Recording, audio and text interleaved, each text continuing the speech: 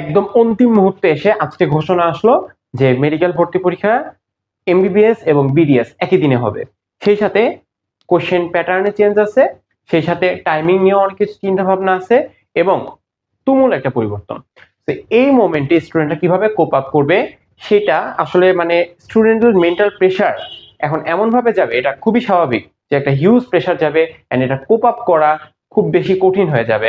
তো আজকে যে ঘোষণাটা আসছে সেটা ছিল মেইনলি এইটা যে একই দিনে অভিন্ন দিনে হচ্ছে এমবিবিএস এবং বিডিএস পরীক্ষা। দ্যাট মিনস তোমার আলাদা করে ডেন্টাল পরীক্ষা বলতে আর কিছু নাই, তোমার একটা পরীক্ষায় ডিফাইন করবে তুমি এমবিবিএস অথবা ডেন্টাল, দুটা যে কোনো সেক্টর। তো এর মধ্যে আমাদের আগে যেমন ছিল যে আমি এমবিবিএস পরীক্ষা দিলাম, তার 2 মাস পরে আমার ডেন্টাল পরীক্ষা হলো, তো আমি একটা ভালো প্রিপারেশন, এমবিবিএস এ যারা চান্স পায় নাই মেডিকেলে তারা একটা ভালো প্রিপারেশন নিয়ে ডেন্টালে, অনেক স্টুডেন্টই আছে যারা হচ্ছে মেডিকেলে চান্স পায় নাই দেন পরে ডেন্টালে এভাবে পরীক্ষা দিয়ে চান্স পাইছে একটা ভালো প্রিপারেশন নিয়ে। কিন্তু এই সুযোগটা এখন থেকে আর থাকছে না, অন্তত এই বছরের জন্য আর থাকতেছে না। এমবিবিএস যেদিন একই প্রশ্নে বিডিএস পরীক্ষা, এটা অনেকের ক্ষেত্রে খারাপ, অনেকের ক্ষেত্রে ভালো।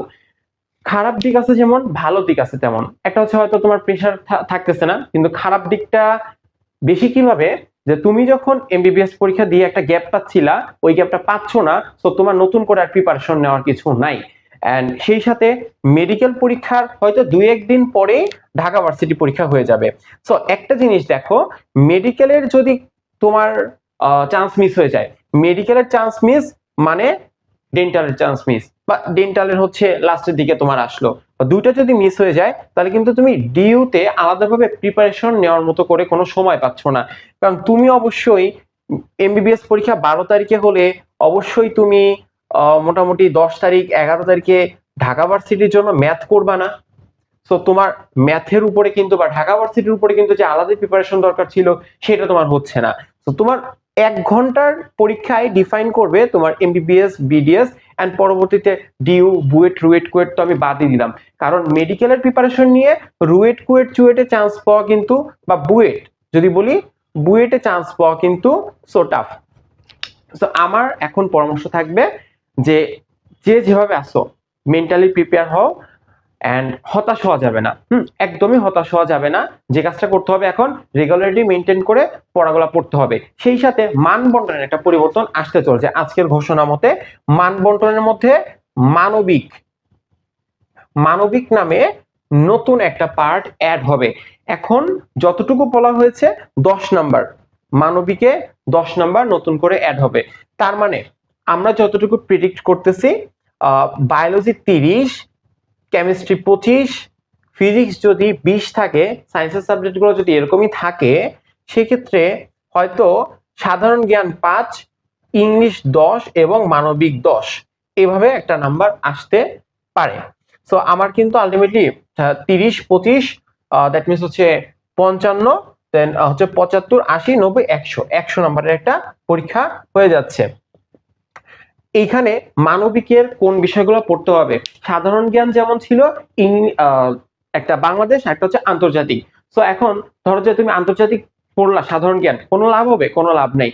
এরকমই মানবিকের মধ্যে কোন ব্যাপারগুলোর দিকে আমরা জোর দিব বা কোন টপিকগুলো পড়তে হবে, এগুলো তারা যখন আমাদের ক্লিয়ার ভাবে বলবে তখনই আমরা বুঝতে পারবো। তো এখন থেকে যে মানবিক কি পড়তে হবে কি পড়বো এটা নিয়ে মাথা ব্যথানো করা বা মাথা ঘামানোর কোনো দরকার নেই। এখন মানবিক বলছে, আচ্ছা আমি শুনছি, ওকে ঠিক আছে, এখন আমার কাজ হচ্ছে আমার যে সাধারণ জ্ঞান আমি যেভাবে পড়তাম, সাধারণ জ্ঞান পড়ে যাব, ইংলিশ পড়ে যাব, জেনারেল জিনিসগুলো আমি পড়ে যাব। দেন আমি যখন একটা ক্লিয়ার বা স্পষ্ট ধারণা পাবো অ্যাকচুয়ালি আমার মানবিকটা কি পড়তে হবে, তখন আমি মানবিকটা কভার করার ট্রাই করব। আর এতটাও কঠিন হবে না যে মানবিকটা কেউ পারবে না, মানবিক গুণাবলী এটা খুব মানে খুব যে কঠিন হবে এরকমটা না, হ্যাঁ ইজিলি হওয়ার সম্ভাবনা আছে। আরেকটা কথা, আগামী বছরগুলোতে বলা হয়েছে যে মানবিকের নাম্বার আরো বাড়ানো হতে পারে। মানবিকে এখন 10 থেকে 15 নাম্বার হচ্ছে তারা প্রেডিক্ট করতেছে। সো নেক্সট থেকে হয়তো এই নাম্বার আরো বাড়তে পারে, বেড়ে হয়তো 20 হবে।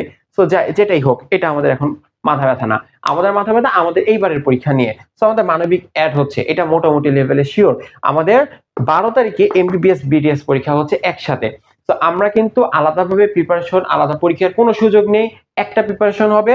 তো সবাই ভালো করে পড়ো। কিছু পোর্স এন্ড কনস আছে, মেরিটস ডিমেরিটস তো সবকিছুতেই থাকে। এমবিবিএস এবং বিডিএস যখন একসাথেই হচ্ছে, তখন কিন্তু ভালো দিক কি আমি এত কিছু বলতে পারবো না যে এতগুলা ভালো দিক আছে। আমার কাছে খারাপ দিকগুলো বেশি মনে হচ্ছে, কারণ একজন স্টুডেন্ট কিন্তু ভালোভাবে প্রিপারেশন নিতে পারতেছে না। ভালো দিকের মধ্যে হচ্ছে তুমি একদিনের মধ্যে শেষ করে ফেললা, নেক্সট আর তোমার কোনো প্রেশার নেই। কিন্তু চান্স যদি না পাও, তুমি প্রেশার ফ্রি থেকে লাভ কি? চান্স না পাওয়াটাই তো সবচেয়ে বেশি প্রেশারের কাজ। তো এই জন্য আমার কাছে মনে হয় যে এটা খুব একটা ভালো ডিসিশন না। তার থেকে বরং দুইটা পরীক্ষা আলাদা হচ্ছিল, দুইটা আলাদা সেক্টর, মেডিকেলেরই সেক্টর, বা ডেন্টাল এবং এমবিবিএস দুটার মধ্যে পার্থক্য আছে। তো এই দুটার পরীক্ষা আলাদা হওয়াই উচিত ছিল, কিন্তু বাংলাদেশের মেডিকেলের রিভিউগুলো খুব একটা ভালো যাচ্ছে না। দ্যাটস ওয়াই বিগত বছরে প্রায় 600 সিট ফাঁকা ছিল প্রাইভেট মেডিকেলগুলোতে। 600 সিট ফাঁকা থাকার এই ব্যাপারগুলা যেন কাভার আপ করা যায়, এজন্যই তাদের নতুন ডিসিশন। দ্যাট মিনস পুরাটা কিন্তু স্টুডেন্টদের জন্য স্টুডেন্ট বান্ধব না। ব্যাপারটা হচ্ছে সিট যেন ফাঁকা না থাকে। দ্যাট মিনস ব্যাপারটা কিছুটা বিজনেস সাইডে চলে যায়। যাই হোক, আমি ওই ব্যাপার নিয়ে কথা বলতে চাই না। এটা আমার কাছে খুব একটা ফ্রেন্ডলি বা স্টুডেন্ট ফ্রেন্ডলি যেটা বলে ওইটা মনে হচ্ছে না। সেক্ষেত্রে আমি এখন কি করব? আমার যে চেঞ্জ গুলো আসতেছে, আমি এখন কি করব? আমার কাজ, আমি আমার প্রিভিয়াস ভিডিওতে মেডুলা পেজে গেলেই প্রিভিয়াস ভিডিওটা পেয়ে যাবা। ভিডিওতে আমি বলে দিছি অ্যাকচুয়ালি কি করা উচিত। এই যে আমার যে দিনগুলো আছে, আমার 60 দিন আছে, তো আজকে হয়তো তোমার 58 দিন আছে। তো 58 দিনের মধ্যে তুমি কিন্তু ইজিলি চাইলে, আমি যদি একটু একটু ক্লিয়ারলি তোমাকে দেখাই, তো তুমি কিভাবে তোমার রুটিনটা সাজাতে পারো। আমি আগের ভিডিওতে যদিও খুব সুন্দরভাবে বলে দিছি, বাট এই ভিডিওতে আমি জাস্ট নর্মালি বলে দিতে পারি যে biology first paper, biology second paper, chemistry first, chemistry second, physics first, physics second, GK এবং ইংলিশ, মানবিক আমি আপাতত ধরছি না। তো আমার এই জিনিসগুলা 60 দিনের মধ্যে আমি যদি 10 দিন, জাস্ট আমি 10 ডেজ ফর রিভিশন আমি রেখে দেই, আমার হাতে 50 দিন থাকে। 50 দিনের মধ্যে বায়োলজি ফার্স্ট পেপার 11 দিন আর 2 দিন আমি রিভিশন করব। বায়োলজি সেকেন্ড পেপার 10 দিনে শেষ করে 2 দিন রিভিশন। কেমিস্ট্রি ফার্স্ট পেপার শেষ করতে বইয়ের এমসিকিউ বই দাগানো লাইন মোটামুটি 7 দিন এনাফ। দেন আমি এরপর একদিন রিভিশন করব। সেকেন্ড পেপারে যেহেতু জৈব যৌগ আছে, আমি 8 দিন, 8 দিনের পরে আমি একদিন এটা রিভিশন করব। ফিজিক্স 3 দিনে ফার্স্ট পেপার, 3 দিনে সেকেন্ড পেপার, এন্ড এই দুইটা একসাথে 2 দিনে আমার রিভিশন। তো দেখো এখানে আমার মোটামুটি 25 দিন, দেন হচ্ছে 35, দেন কত 42 দিন, আর এইখানে হচ্ছে আমার 8 দিন। দ্যাট মিনস আমার কিন্তু টোটালি এখানে 50 দিন ফিল আপ হয়ে যাচ্ছে, এবং 50 দিনে আমি আমার ফার্স্ট পড়া কমপ্লিট করে সেকেন্ড রিভিশন দিয়ে দিচ্ছি, বা বলতে পারো যে 2বার আমার বইটা শেষ হচ্ছে। জিকে জিকে কি করবা? প্রতিদিন যদি তুমি 10 পেজ করে পড়ো, 50 দিনে তোমার 500 পেজ পড়া হয়ে যাবে। 500 পেজ কিন্তু জিকে থাকে না, হয়তো 200 বা 250 হাইয়েস্ট। সো আমার 2বার জিকে পড়া কমপ্লিট হয়ে যাচ্ছে। আমি যদি প্রতিদিন 50টা করে ইংলিশের কোয়েশ্চেন সলভ করি, বা ইংলিশ হচ্ছে সিনোনিম অ্যান্টোনিম, এগুলো 50টা করে আমি এমসিকিউ সলভ করি, আমার 50 দিনে মোটামুটি 2500 এমসিকিউ সলভ হয়ে যাচ্ছে। সো ইংলিশে কিন্তু 2500 এমসিকিউ নাই, আমার মোটামুটি হচ্ছে 1600 বা 1800টা এমসিকিউ এনাফ, ঠিক আছে? সেখানে আমার 2500টা এমসিকিউ হয়ে যাচ্ছে। সো এই রুটিন ফলো করলে, এই রুটিনটা আমি একদম বিস্তারিত ডিসক্রাইব করে দিয়েছি আমার প্রিভিয়াস ভিডিওতে। ভিডিওর লিংক এই ভিডিওর কমেন্ট বক্সে পেয়ে যাবে। সো আমি এই যে রুটিন, এই রুটিনটা 50 দিনের জন্য আমি যদি ফলো করি, সেক্ষেত্রে আমি কিন্তু খুব ভালোভাবে সিলেবাসটা শেষ করতে পারবো। আমার যে বিষয়গুলো মানবিক, সেগুলো আমাকে যখন ক্লিয়ার করা হবে, এই 50 দিনের মধ্যে আমি কিন্তু যে কোনো একটা 30 মিনিট করে টাইম প্রতিদিন আমি মানবিকের জন্য রাখতেই পারি, এবং that's enough, more than enough, ঠিক আছে? এখন অনেকেই বলতে পারে যে ভাই, আমি যে বায়োলজি ফার্স্ট পেপার শেষ করব 11 দিন, তাহলে আমার তো হচ্ছে কোচিং এ আমাকে বায়োলজি ফার্স্ট পেপারের দিন আমার ফিজিক্স ফার্স্ট পেপার পড়াচ্ছে। শোনো, কিভাবে শেষ করবা? বায়োলজি ফার্স্ট পেপার যেদিন পড়বা তুমি, বায়োলজি ফার্স্ট পেপার ধরো যে তোমার হচ্ছে 15 তারিখে কলেজে, আমি ধরলাম যে আজকে 13 তারিখ, 13 তারিখে হচ্ছে তোমাকে কোচিং এ তোমাকে আজকে বায়োলজি ফার্স্ট পেপার পড়াচ্ছে। তো তোমাকে মাথায় রাখতে হবে তোমার 10 দিনের মধ্যে বায়োলজি ফার্স্ট পেপার শেষ করতে হবে। 10 দিনে শেষ করার জন্য একদিনে যতটুকু পড়া লাগতো সেই পড়াটুকু তুমি পড়বা, এবং এই পড়ার সাথে যেন কোচিং এর ওই সিলেবাসটুকু কমন থাকে। এই সিলেবাসটা কমন থাকবে।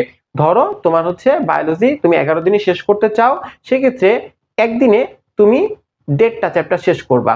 তোমার যেন ডেটটা চ্যাপ্টার এমন হয় যে কোচিং এর সিলেবাসটা এর মধ্যে কমন থাকে, এবং নেক্সট দিন 14 তারিখে আমি ধরলাম তোমাকে পড়াবে ফিজিক্স, তখন তুমি কি করবা, ফিজিক্সে তোমাকে 3 দিনে শেষ করতে হবে, তার মানে একদিনে তোমার 4টা চ্যাপ্টার শেষ করতে হবে। একদিনে 4টা চ্যাপ্টার শেষ করা খুব কঠিন না, বইয়ের এমসিকিউ, বইয়ের দাগানো লাইন পড়া শেষ, 4টা চ্যাপ্টার শেষ করতে হবে। কিন্তু কোচিং এ পড়াচ্ছে তোমাকে 2টা, কোচিং এ যে 2টা পড়াচ্ছে ওই 2টা, সেই সাথে তোমার নিজে থেকে সিলেক্ট করা 2টা। দ্যাট মিন্স কোচিং এর পড়াটা যেন এই 4টা চ্যাপ্টারের মধ্যে কমন থাকে, এটা তোমার মাথায় রাখতে হবে।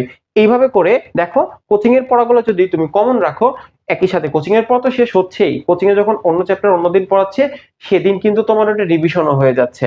তো কোচিং এর পড়াগুলো শেষ হচ্ছে, সেই সাথে তোমার নিজের রুটিন তুমি ফলো করতেছো, এবং আলটিমেটলি তোমার 50 দিনে 2বার রিভিশন হয়ে যাচ্ছে, বাকি 10 দিনে আমি 3বার রিভিশন দিব, শেষ। এইভাবে পড়তে থাকো। এন্ড কি ঘোষণা আসে, এখনো পরিপূর্ণ ঘোষণা আসে নাই, জাস্ট এটা একটা আমাদের ব্রিফ করা হয়েছে যে মেডিকেল অ্যাডমিশন টেস্ট 12 তারিখে হচ্ছে। মেডিকেল অ্যাডমিশন, এমবিবিএস এবং বিডিএস একই প্রশ্নে, একই সাথে, একই দিনে, একই সময় হচ্ছে। দ্যাট মিনস একটা 100 নম্বরের কোশ্চেন, 1 ঘন্টার একটা পরীক্ষা ডিফাইন করবে তোমার এমবিবিএস বিডিএস দুটারই রেজাল্ট, এবং এটার পরপরই ডিইউ হচ্ছে, যেটার জন্য তুমি প্রিপারেশন নিতে পারতেছো না। So hard and soul try করো। একটা জিনিস মাথায় রাখবা, আমার এমবিবিএস কোনোভাবে মিস হওয়া যাবে না। এমবিবিএস যদি মিস হয়ে যায় দেন কিন্তু চোখে সর্ষে ফুল দেখবা, কারণ ডিইউ প্রিপারেশন তুমি ভালোভাবে নিতে পারো নাই। দ্যাটস ওয়াই তুমি একদম নিজের জান প্রাণ লাগায় হার্ড এন্ড সোল ট্রাই করো যে তোমার যেন 12 তারিখের পরীক্ষা ভালো হয়। সেই পরীক্ষা ভালো করার জন্য তুমি এই রুটিনটা ফলো করো। এন্ড আমি গ্যারান্টি দিয়ে বলতে পারি, এই 50 দিনে যদি তুমি 2বার রিভিশন দিতে পারো, বাকি 10 দিনে তুমি 3বার রিভিশন দিতে পারবা। টোটাল 5বার রিভিশন দিলে তোমার বইয়ের কোনো তথ্য আটকাবে না, এতটা পরিমাণ আটকাবে না যে তুমি চান্স পাবা না। তুমি চান্স পাবা, চান্স পাওয়াটুকু এখান থেকে নিশ্চিত হবে। সো এইটার মধ্যে কিন্তু তোমার কোচিং এর পড়াগুলো ইনক্লুডেড হয়ে যাচ্ছে, তোমার নিজের পড়াও ইনক্লুডেড হয়ে যাচ্ছে। খুবই সুন্দর একটা রুটিন। আশা করি তোমরা যারা রুটিনের ডেফিসিয়েন্সিতে ভুগতেছিলা তারা এটা খুব ভালোভাবে সলভ করতে পারবা। আর টাইম কনজিউম জিনিসগুলো বাদ দাও, সেই সাথে তুমি প্রতিদিন কি কাজগুলো পড়তেছো, তুমি প্রতিদিন পর্যাপ্ত ঘুমাচ্ছ কিনা, তুমি প্রতিদিন হচ্ছে পড়তেছো কিনা, এন্ড তুমি প্রতিদিন হচ্ছে তোমার পড়াগুলো কমপ্লিট করতে পারতেছো কিনা, এইগুলোর একটা চার্ট বানাও। প্রতিদিনের চার্টগুলোতে একটা করে টিক দাও যে আমি আমার টাস্কগুলো ঠিকভাবে করতে পারতেছি, বা আমি আমার কাজগুলো ঠিকভাবে কমপ্লিট করতেছি। দিন শেষে রাতের বেলা এগুলো নিয়ে একটা টিক দিয়ে দাও, হ্যাঁ আমি এই কাজটা আজকে করতে পারিনি, সো আমার নেক্সট দিন এই কাজটা করতে হবে। এইভাবে করে নিজেকে প্রিপেয়ার করো।